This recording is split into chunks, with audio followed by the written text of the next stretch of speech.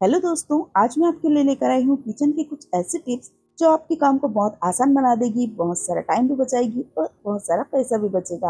और आप सोचेंगे कि काश ये मुझे पहले पता होता। वीडियो को अंत तक जरूर से देखिएगा, सारी टिप्स आपके बहुत काम आएगी।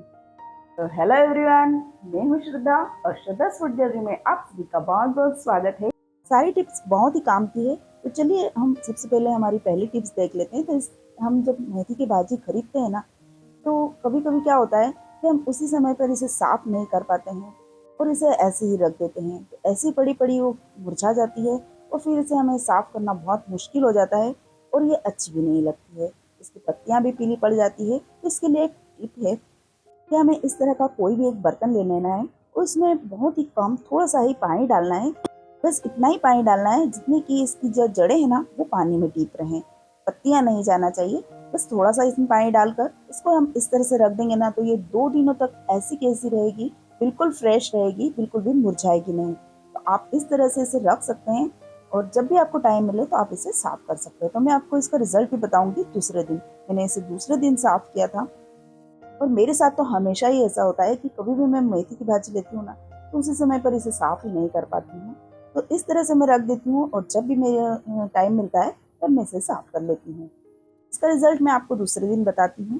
ये देखिए, ये दूसरा दिन है और ये जो पानी है ना वो थोड़ा कम भी हो गया है ये।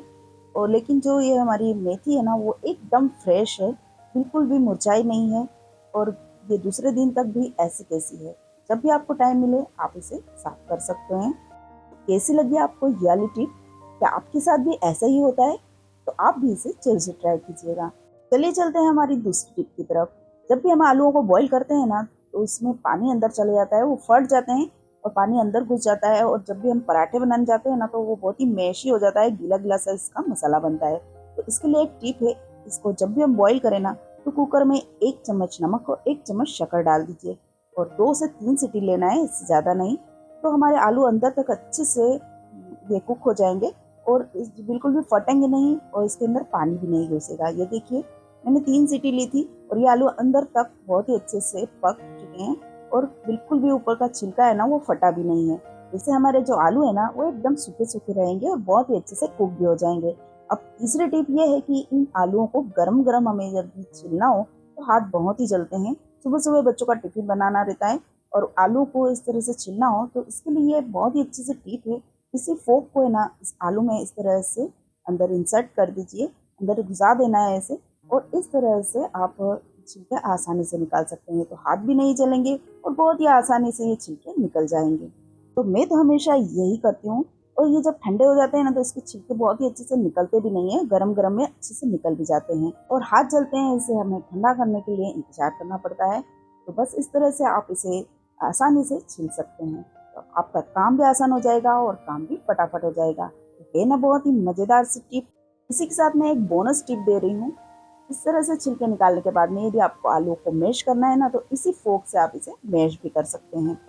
तो अब आलू छीलते हुए आपके हाथ कभी भी नहीं जलेंगे। तो कैसी लगी ये वाली टिप मुझे जरूर से कमेंट करके बताइएगा। चले चलते हैं हमारी नेक्स्ट टिप के लिए। जब भी हम कॉलीफ्लावर की सब्जी बनाते हैं ना, तो इसमें बहुत कीड़े होते हैं कभी कभी और ऐसे होते हैं कि वो नजर भी नहीं आते हैं, एकदम ग्रीन कलर की इल्लियां भी होती है इसमें। तो इसे साफ करना है ना बहुत ही मुश्किल हो जाता है और बहुत ज्यादा टाइम जाता है। तो सबसे पहले हमें इसे क्या करना है, इसके जो पीछे वाला डंठल है ना इसे हटा देना है और पहले इनको अच्छे से धो लेना है। और अब हम क्या करेंगे, इसके इस तरह से जो अलग अलग पार्ट है ना, इसको बड़े बड़े इस तरह से निकाल लेना है।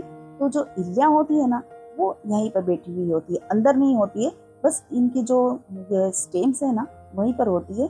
तो इसको इस तरह से हम चेक कर सकते हैं। सारी इस तरह से हमें बड़े बड़े इसके फूल निकाल लेना है और इसे चेक कर लेना है। सारे इस तरह से बड़े बड़े हमें टुकड़े इसके फूल निकाल लेना है। अब एक पतीला लेंगे, गर्म पानी डाल देंगे उसमें और उसमें 1 चम्मच नमक डाल देंगे और ये मैं डाल रही हूँ इसमें कुकिंग सोडा। तो जो कॉलीफ्लावर की खेती होती है ना, तो उसमें बहुत सारी रासायनिक दवाइयों का छिड़काव किया जाता है और इसमें बहुत सारे कीटनाशक भी यूज किए जाते हैं क्योंकि इसमें बहुत जल्दी से कीड़े पड़ जाते हैं। तो जो भी हम मार्केट से लेकर आते हैं तो उसमें बहुत सारी रासायनिक दवाइयाँ छिटी हुई होती है, तो सिंपल धोने से ये निकलती नहीं है। इस तरह से हम जब बेकिंग सोडा यूज़ करते हैं ना, तो ये बहुत ही अच्छा सा साफ हो जाता है और ये बिल्कुल हाइजीनिक हो जाता है। आलू को भी मैंने इसी में डाल दिया है। इसे हमें 15 मिनट के लिए इसी तरह से ढक कर रख देना है। पानी धोकर इसे बारीक टुकड़ों में कट कर सकते हैं। चलिए चलते हैं हमारी नेक्स्ट टिप के लिए। जब भी हम रोटी बनाते हैं, कभी कभी क्या होता है कि रोटियां बहुत सारी हो जाती है तो हम आटे को रख देते हैं। वैसे आटा तो नहीं रखना चाहिए, लेकिन कभी कभी ऐसा होता है कि ज़्यादा आटा बन जाता है।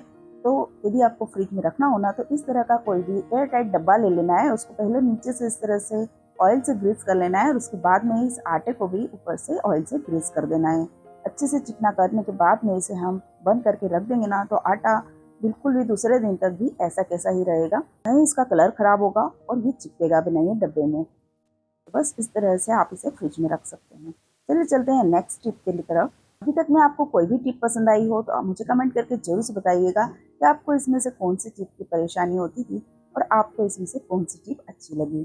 तो हम जब भी अदरक खरीद कर लाते हैं ना, तो इसमें बहुत सारी मिट्टी लगी हुई होती है और इसको साफ करना बहुत मुश्किल होता है। एक बार पानी से धोने से ये साफ नहीं होती है और चाय वगैरह में डालने से चाय फट भी सकती है। तो इस तरह से क्या करना है, सबसे पहले ये अदरक को ना, जो गांठे हैं उसको खोल लेना है पहले।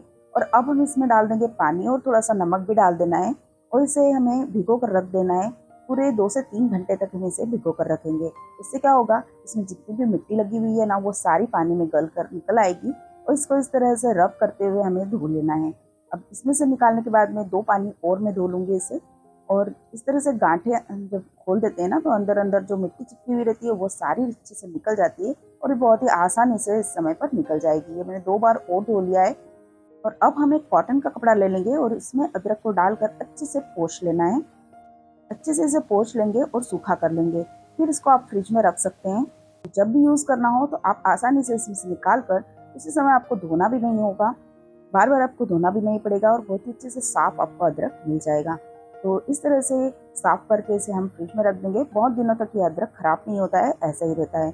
और ये बिल्कुल भी खराब ना हो तो इसके लिए मेरे पास इस तरह का एक कंटेनर है। उसमें इस तरह की जाली आती है, तो वो जो है ना जाली, वो नीचे टच नहीं होती है, तो इसमें एयर बनी हुई रहती है।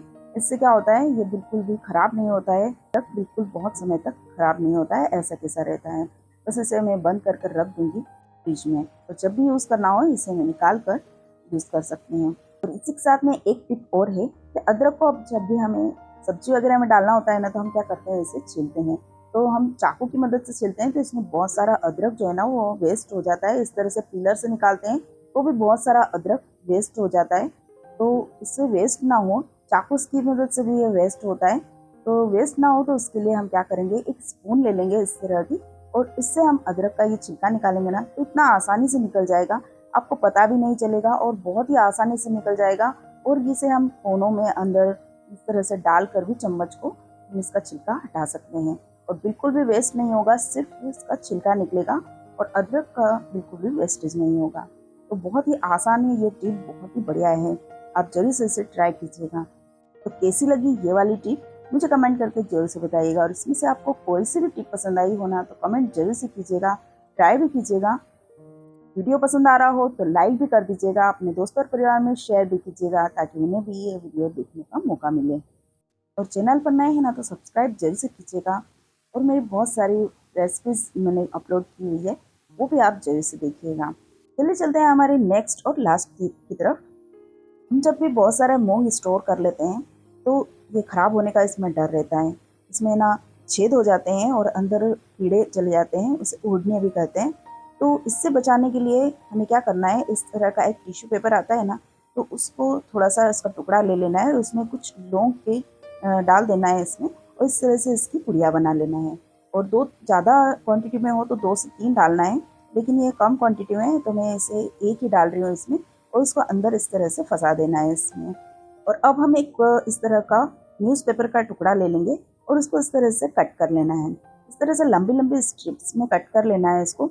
ये क्वांटिटी कम है मूंग की, यदि ज़्यादा क्वांटिटी हो ना तो बहुत सारा इसमें इस तरह से हमें टुकड़े कट कर लेना है न्यूज़पेपर के।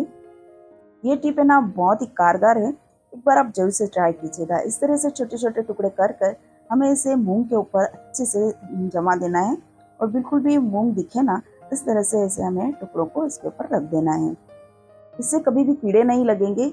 इसमें जो न्यूज़पेपर होता है ना, इसमें कुछ केमिकल लगा हुआ होता है इसके जो छापने में, इससे ना ये कीड़े नहीं आते हैं इसमें। तो आप जरूर से इसे एक बार ट्राई करके देखिएगा। और आपके अनुभव मुझे कमेंट करके जरूर से बताइएगा। आज का वीडियो पसंद आया हो तो लाइक शेयर एंड कमेंट करना बिल्कुल ना भूलें। नए हैं तो सब्सक्राइब जरूर से कीजिएगा। चलिए मिलते हैं इस तरह की नई नई टिप्स के साथ में। तब तक के लिए good bye, take care, thanks for watching.